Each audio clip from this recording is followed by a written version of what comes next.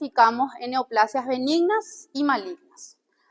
La mayoría de los benignos tienen un origen en lo que es el tejido mesenquimal, o sea, son de origen mesenquimal. Y en cuanto a la clasificación de las neoplasias benignas, la frecuencia es el leiomioma. Los leiomiomas son los más frecuentes tumores benignos del esófago. También se pueden encontrar fibromas, lipomas, hemangiomas, neurofibromas y linfangiomas. Los leiomiomas son más frecuentes en realidad si vamos a hablar de órganos en el útero. Son los famosos miomas que seguramente alguna vez ya escucharon hablar, los miomas, ¿verdad?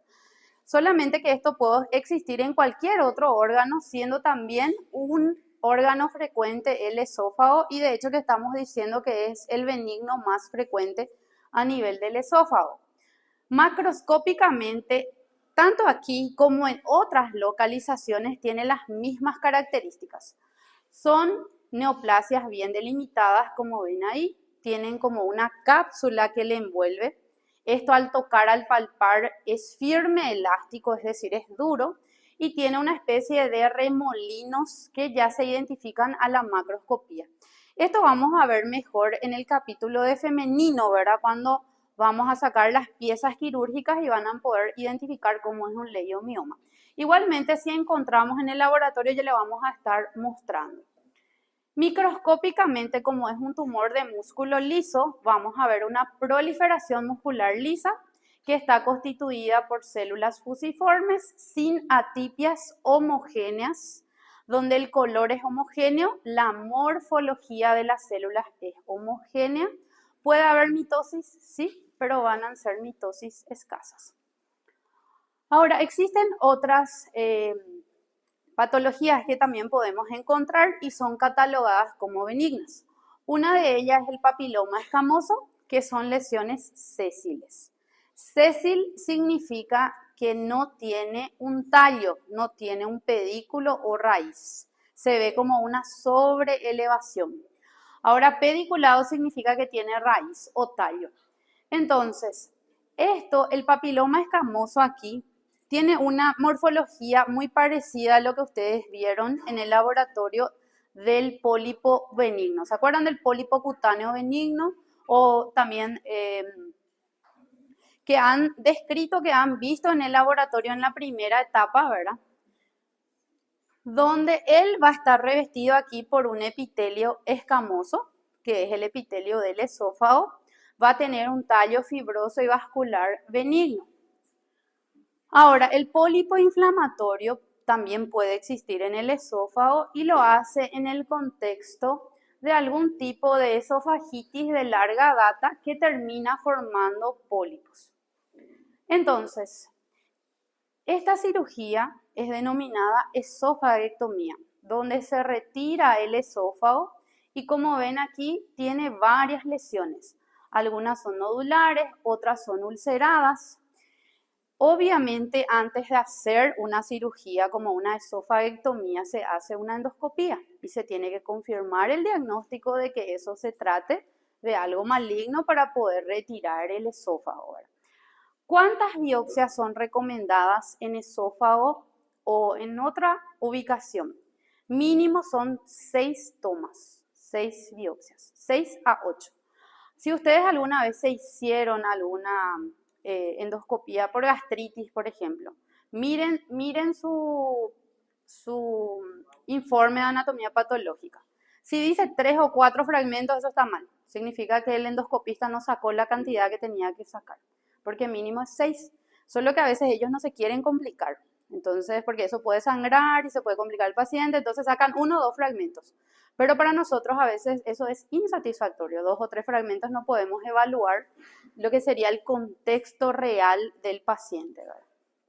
Ahora, si esto se tratase de una biopsia donde estamos hablando de un papiloma esofágico, una lesión benigna, como vemos ahí, es una proyección papilar. Esto está revestido por el epitelio del esófago, que es escamoso o también llamado plano estratificado, ¿verdad? Sin queratina. Y esto tiene un tallo fibroso y vascular. O sea, es muy parecido al pólipo cutáneo que ustedes estuvieron estudiando, pólipo cutáneo benigno, ¿verdad?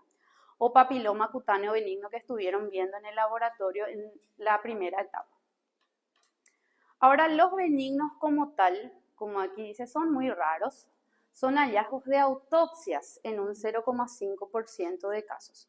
Supongamos el paciente falleció de otra causa, tuvo un ACV, tuvo un infarto, otra causa completa. Y normalmente, como en los Estados Unidos, sí ellos realizan autopsias a los fallecidos, ahí ellos encuentran que también incidentalmente tenía una neoplasia, por ejemplo, en esófago y era benigno. Eso es lo que nos dice, ¿verdad? Menos del 5% de los tumores extirpados por cirugía, es decir, donde se programa la cirugía para poder retirar esta neoplasia, ¿verdad? Y si hablamos de ubicación, él es más frecuente en el tercio inferior del esófago. Ahora, los malignos, tumores malignos. En cuanto a la epidemiología, afecta en general a pacientes de edad avanzada. Es excepcional antes de los 40 años. O sea, es muy raro que ocurra en pacientes antes de los 40. Y si hablamos de la estadística, en el sexo masculino es 3 veces más frecuente que en el femenino. Todo lo que es tracto digestivo, como vamos a estar dando, las neoplasias como tal son más frecuentes en los varones, excepto en la vesícula biliar, que es más frecuente en las mujeres. ¿Se acuerdan cuando estudiábamos tiroides y decíamos qué mala suerte, verdad? Todas las neoplasias de tiroides son más frecuentes en mujeres. Y aquí es al contrario. Todas las neoplasias del tracto gastrointestinal le prefiere a los varones, son más frecuentes en el sexo masculino. La causa como tal se desconoce, pero existen varias hipótesis, ¿verdad?, como probables agentes causantes. Como por ejemplo el abuso del alcohol y cigarrillo, nuevamente, ¿verdad?, como factores de riesgos.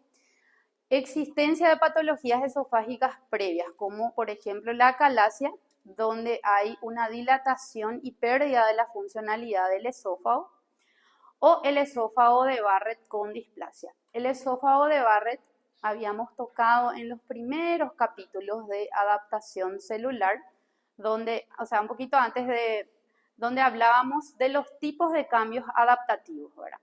Y hablábamos de que era un cambio indeseable justamente porque puede progresar a una neoplasia. Ahora, si hablamos de la sintomatología, lo malo en las patologías de lo que es tracto digestivo es que permanece asintomático durante gran parte de su desarrollo, no da síntomas. Inclusive en las neoplasias del esófago, cuando empiezan a aparecer los síntomas, el 50% de la luz del esófago está obstruida por el tumor. O sea, estamos hablando ya de un caso avanzado cuando empieza a dar síntomas. ¿Y cuál es el primer síntoma? Disfagia, o sea, dificultad para tragar. Al principio sólidos y luego ya no puede tragar ni líquidos el paciente. Ahora, si hablamos del tipo histopatológico, el 90% de las neoplasias del esófago son de tipo escamoso. O sea, son carcinomas escamosos.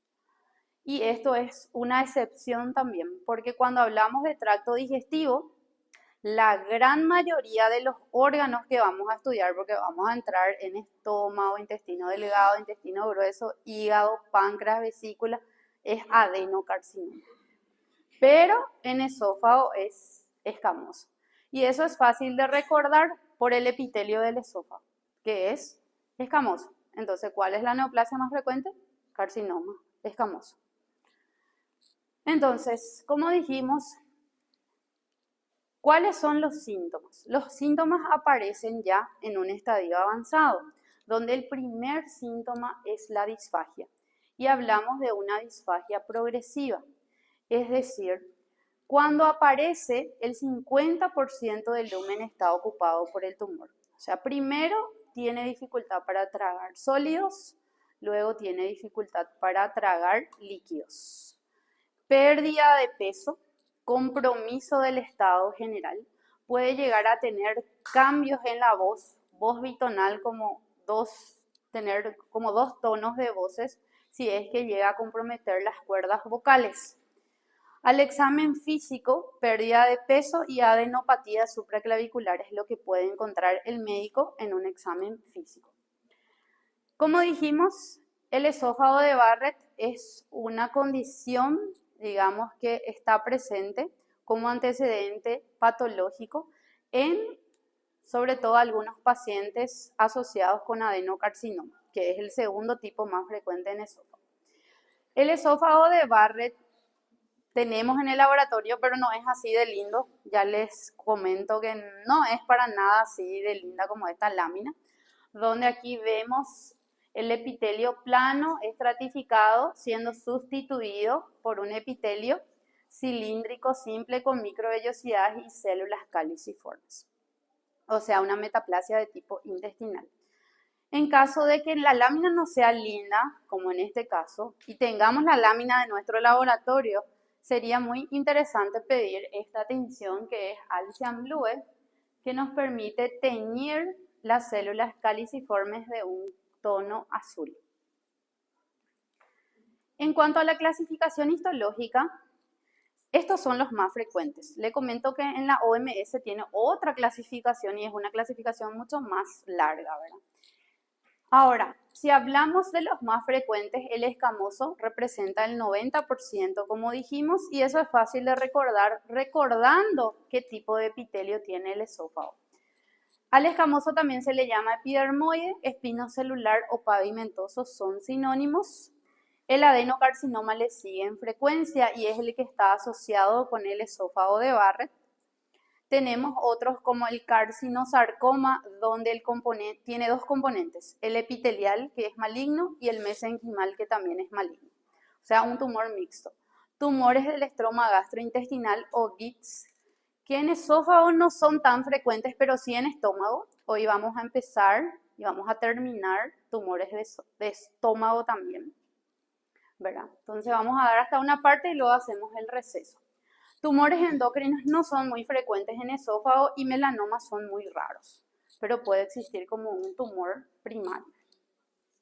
Vamos a empezar hablando del carcinoma escamoso. El carcinoma escamoso entonces es la neoplasia más frecuente del esófago, representa el 90%, como dijimos, la mayoría ocurre en mayores de 50 años. La relación varón-mujer varía entre 2:1, o sea, 2 veces más frecuente en el sexo masculino que en el femenino, hasta 20 veces más frecuente dependiendo de la zona del país o región. Aquí habla, ¿verdad?, de la estadística donde son frecuentes, ¿verdad? En Irán, China, Sudáfrica, en el sur del Brasil, donde la incidencia sigue siendo de 100 por 100.000 habitantes. ¿Por qué les parece que en el sur del Brasil es muy frecuente? Justamente por el mate, ¿verdad?, que ocasiona, digamos, un cambio del epitelio. El organismo interpreta como un factor estrés la temperatura de lo que es del mate, ¿verdad? Que mucha gente toma muy caliente, ¿verdad? Pero no solo el mate, si consumimos algo muy caliente, también, ¿verdad? O sea, la alimentación, pero el café, por ejemplo, si tomamos muy caliente, o el té, o cualquier tipo de bebida, si se toma muy caliente, eso el organismo interpreta como un factor estrés. Pero en el sur del Brasil, justamente por la costumbre de tomar mate y muy caliente, ¿verdad? Si hablamos de, bueno, realmente, como ustedes saben, los yanquis son muy despectivos, ¿verdad? Ellos siguen usando la palabra blancos, negros, ¿verdad? Realmente hoy día casi ya no se usa, pero como ellos son los que más investigan, eso está en los libros, ¿verdad? Por eso aquí dice, es más frecuente en individuos de raza negra, que ellos encontraron eso según las tasas estadísticas, ¿verdad? Representan el 20% de fallecimientos por cáncer.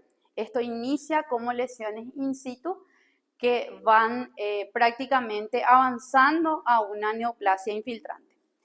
Las lesiones aparecen como engrosamientos o placas que luego se van convirtiendo en verdaderas neoplasias. O sea, al principio se ve como un cambio de coloración. Por eso se recomienda hacerse una primera endoscopía más o menos a los 40 y poquito años, 45, 44, para poder evaluar esófago, estómago, una endoscopía alta y baja, para poder evaluar colon, ¿verdad? Como dice ahí, al cabo de años se van a convertir en masas que van ocluyendo la luz y como dijimos, más o menos cuando la mitad de la luz del esófago está ocluida es que empiezan a aparecer los síntomas. Si se convierten en carcinoma, el tipo escamoso, 20% está ubicado en el tercio superior, 50% siendo la localización más frecuente es el tercio medio y el 30% restante está ubicado en el tercio inferior. Ahora, si hablamos del tipo histológico, o sea, del tipo macroscópico, el 60% es de tipo polipoide. ¿Qué se entiende por la palabra polipoide? Como una lesión sobreelevada de la mucosa que pueden compararlo con el coviflor o coliflor. Ese aspecto tiene, ¿verdad? Ese aspecto verrucoso. Eso es, digamos, el tipo macroscópico más frecuente y vamos a ir viendo en un ratito en la macroscopía. Ahora, que sea una lesión infiltrante plana es raro, solamente representa 15% donde se ve como un engrosamiento, como un cambio de la coloración, ¿verdad? Que también va causando rigidez y estrechamiento de la luz. Y que se manifieste como una úlcera, o sea, como una lesión ulcerosa donde el endoscopista observa que hay una zona excavada, representa el 25%. Este es una macroscopía de una autopsia, donde el esófago tenemos que imaginarnos que es como un tubo, ¿verdad? Y esto está abierto así como un libro. Prácticamente la neoplasia ocluyó en el 98% más o menos. Aquí lo que queda un poquito de zona, ¿verdad? Esta es otra autopsia donde se ve, ¿verdad? La masa exofítica polipoide, ¿verdad? Este es el famoso pólipo, ¿verdad? Exofítico o de aspecto a coliflor. Estos son casos, digamos, menos avanzados, donde prácticamente la lesión es nodular y tiene una pequeña úlcera en el primero, y en el segundo se ve como una zona excavada, ulcerada. En este otro caso, más o menos el 50% de la luz tiene la masa polipoidea. Y en estos casos es donde se le explica al paciente y a los familiares. Nunca escucharon hablar del ASA o nunca se hicieron una cirugía y tuvieron que tener una evaluación prequirúrgica. En las evaluaciones prequirúrgicas que hace el clínico, hay lo que se llama ASA, donde ellos colocan cuál es el riesgo de la cirugía, ¿verdad? Donde se cataloga desde un ASA 1, donde digamos es un paciente sin riesgos, etc. Hasta un ASA 5, que es el de mayor riesgo. Y estos son ASA 5.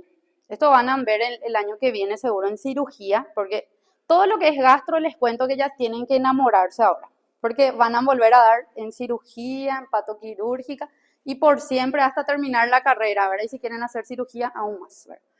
Entonces el ASA 5 es aquel que está descrito. La única forma de sobrevida es la cirugía, pero no significa que salga vivo de la cirugía.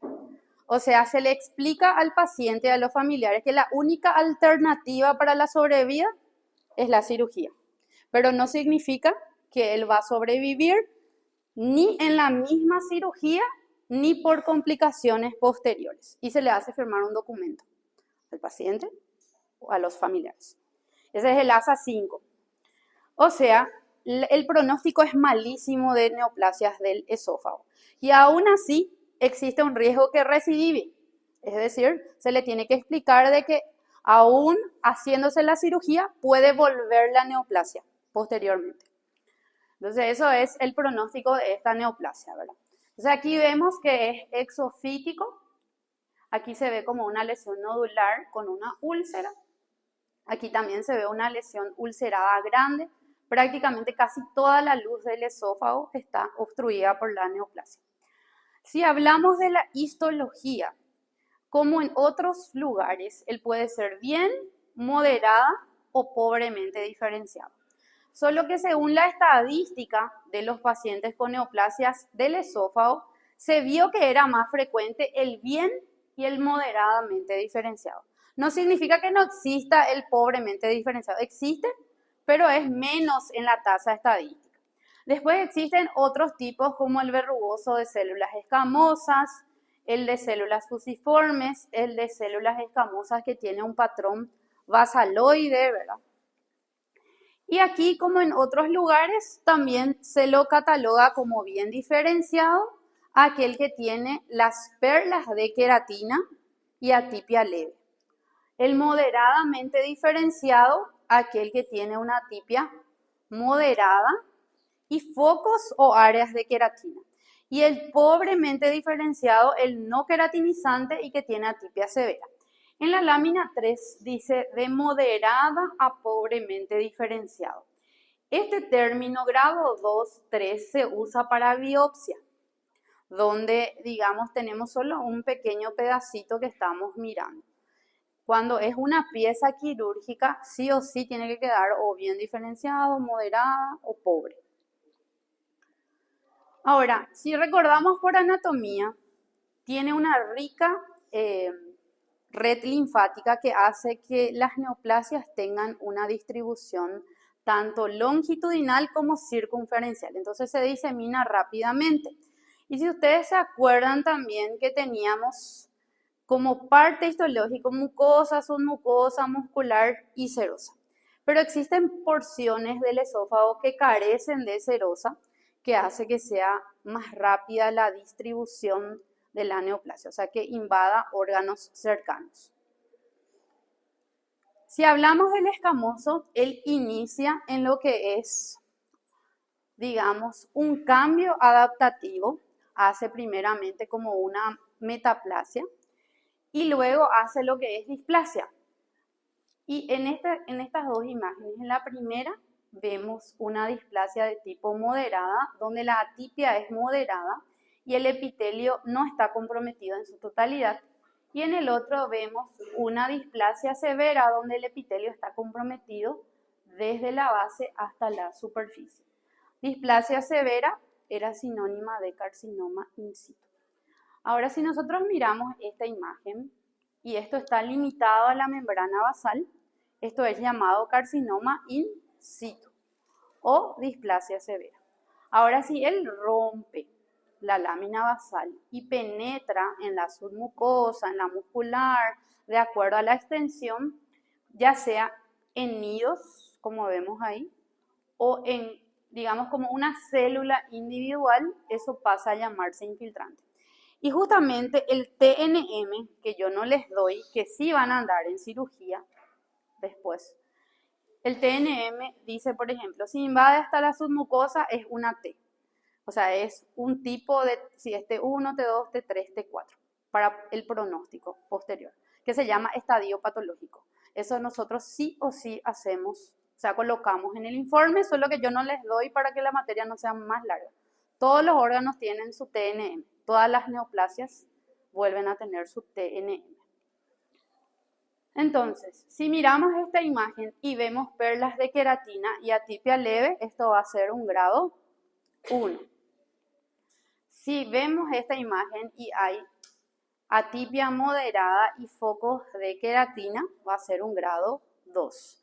Y esos son los tipos histológicos más frecuentes, el bien y el moderadamente diferenciado. Ahora, las manifestaciones comienzan de forma insidiosa, o sea, insidiosa, lenta, durmiente. Luego va produciendo una disfagia desde alimentos sólidos hasta líquidos. Pérdida de peso, debilidad extrema, hemorragia y sepsis pueden acompañar, sobre todo si hay una úlcera que está sangrando.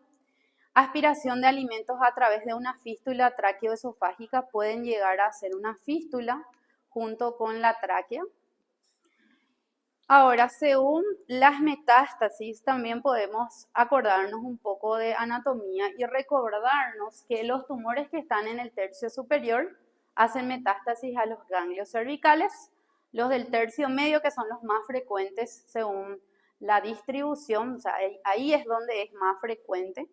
Esto hace a los ganglios paratraqueales, traqueobronquiales y mediastínicos, y aquellos que están en el tercio inferior a los celíacos y a los ganglios gástricos. Bueno, entonces esta es la ubicación de las metástasis más frecuentes a los ganglios.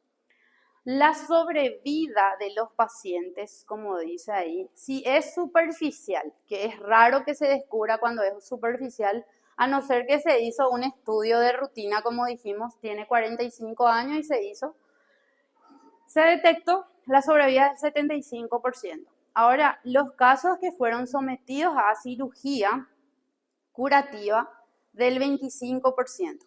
25% hablamos de pronóstico malo. 20-25% es sobrevida de un año más o menos. Un año y medio, ¿verdad? Ahora, si es avanzado, 9%. ¿Qué les parece este pronóstico? Malísimo, ¿verdad? Estos son los que fallecen, salen de quirófano, pasan a la UTI y terminan falleciendo en la UTI o así, ¿verdad? O sea, es muy malo el pronóstico. Y ahí, como les dije, el médico realmente tendría que explicar esto, el cirujano, que la recidiva local es frecuente aún igual después de la cirugía. Bueno, eso en cuanto al escamoso. Ahora vamos a hablar del adeno.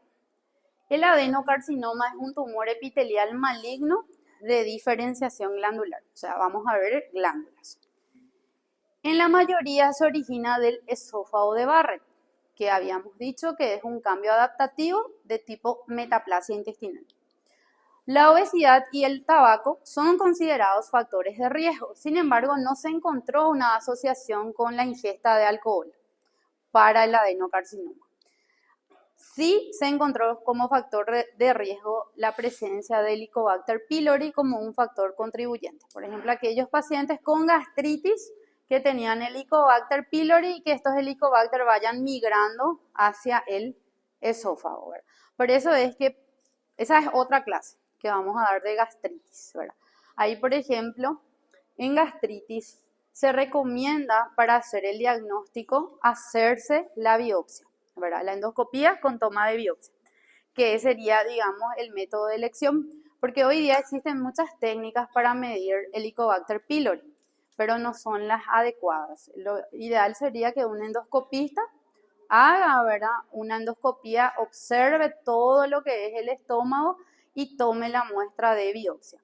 Y si es positivo para Helicobacter, se hace lo que es el tratamiento, que es un tratamiento largo.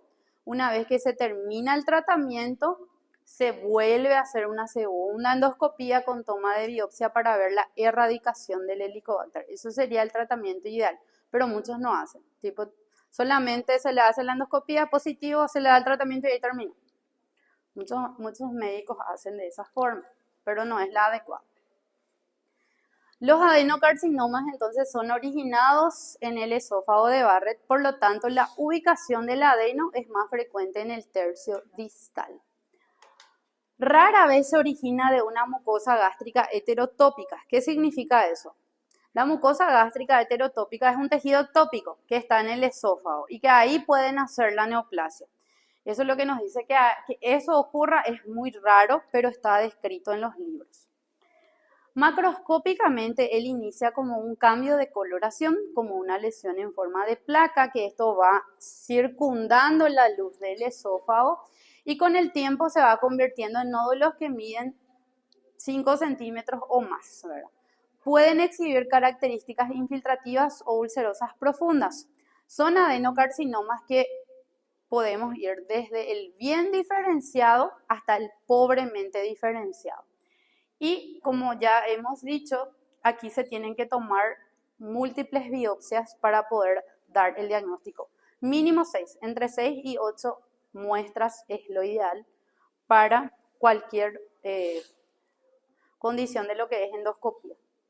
Entonces aquí se ve una esófago-gastrectomía, donde prácticamente esto que está en el tercio inferior del esófago y se está extendiendo hasta el estómago es la neoplasia. Esta es otra muestra donde el esófago normal tiene este color. Todo esto que vemos aquí no es normal el color y se ve como una zona excavada. Esto que vemos de color más parduzco es la mucosa del estómago.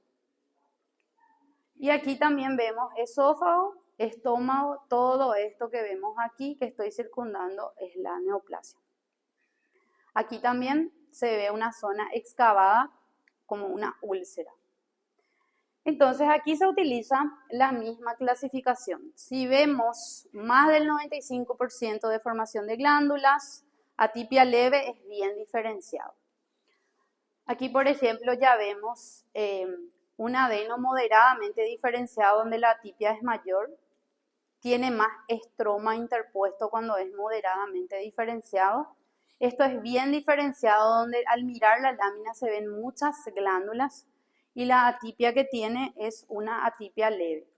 Esto sería, realmente no vemos muy bien el epitelio, pero por la cantidad de estroma interpuesto es moderadamente diferenciado, porque recuerden que el moderada es del 50 al 95% de formación de glándulas. Pero si esto acercamos el ocular, vamos a ver que la atipia es moderada.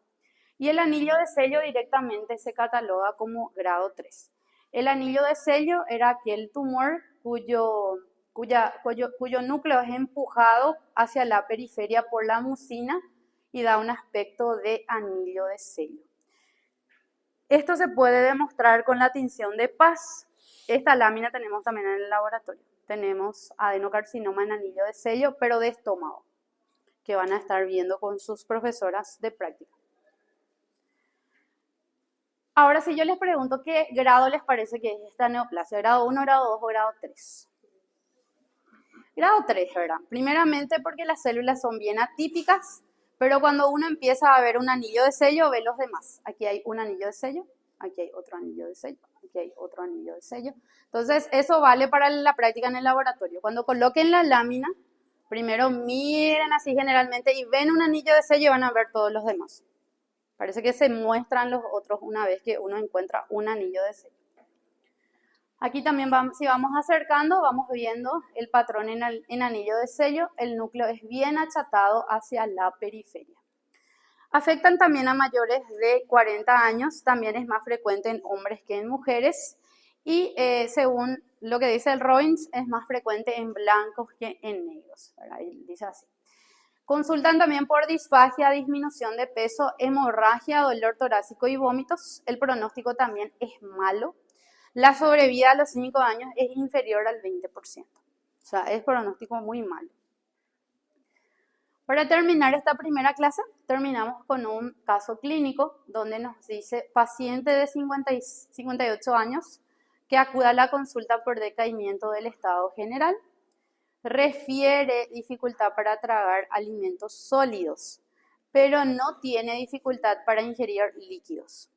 Refiere pérdida de peso de 10 kilos en los 2 últimos meses. El primer plan es solicitar hemograma y una endoscopía digestiva alta. En el hemograma se encuentra la hemoglobina 8.1. ¿Les parece normal? Bajo, ¿verdad? Y ahí ya dice plaquetopenia. Las plaquetas están 90.000. Tiene una hipoalbuminemia de 2.3. Y en la endoscopía, como ven aquí, se ve una masa nodular donde la luz del esófago es muy estrecha. Realmente se toma primero la biopsia, se hacen de 6 a 8 tomas, como dijimos, y primero nosotros tenemos que decir que es tal tipo de neoplasia para programar la cirugía. Aquí ya está directo, dice, plan se solicita una transfusión, una dieta hiperproteica para programar la cirugía, pero antes de programar la cirugía con la endoscopía, nosotros ya damos un primer diagnóstico, ¿sí? Luego de ese primer diagnóstico, esta es la cirugía, que es una cirugía bastante compleja, que es la esófago-gastrectomía parcial, donde se retira el esófago. Esta zona es normal, lo vamos a decir el color, esto no es normal, esto que vemos de color rosa, y aquí está la neoplasia nodular ulcerada más o menos que mide 6 centímetros por ahí. Y esto que vemos aquí es el estómago. Si nosotros hacemos los cortes e identificamos esto, ¿qué les parece? Primeramente, aquí se ve el epitelio del esófago. Aquí ya vemos una zona de erosión, úlcera, que era lo que se veía aquí como una úlcera. Y aquí ya vemos el patrón de crecimiento, que qué tipo es, cuál es el diagnóstico. Adenocarcinoma, ¿verdad? Porque vemos formación de glándulas. Ahora, ¿qué grado les parece que es?